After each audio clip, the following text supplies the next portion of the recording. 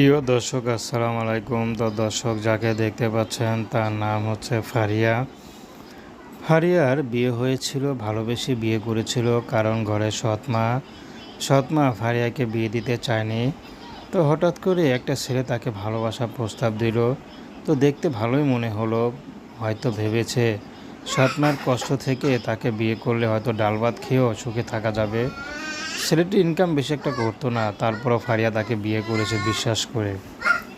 কিন্তু গর্ভে সন্তান থাকার পরেই ফারিয়াকে তার স্বামী তো সৎমার এখন আবার গর্ভে সন্তান নিয়ে সৎমার ঘরে এখন ফারিয়া এসেছে, কারণ স্বামী তাকে ছেড়ে চলে গেছে। তো সন্তান নিয়ে কোথায় যাবে? গর্ভে সন্তান নিয়ে ফারিয়া সৎমার ঘরে এসে যত কাজ আছে সব কাজ করতেছে। তো তারপর সন্তানটা ভূমিষ্ঠ হয়, বড় হয়। তো এখন সন্তান নিয়ে খুব কষ্টে আছে। তো ফারিয়া চাচ্ছে এভাবে তার জীবন চলবে না, যদি ভালো একটা মানুষ পায় তাহলে ফারিয়া বিয়ে শাদী করবে, সে যেমনই হোক না কেন, যে বয়সের হোক। তো দর্শক, এই ছিল ফারিয়া জীবনের সংক্ষিপ্ত জীবন কাহিনী। তো প্রেম, ভালোবাসা, সাহায্য সহযোগিতা একান্ত আপনাদের ব্যক্তিগত ব্যাপার। আসসালামু আলাইকুম।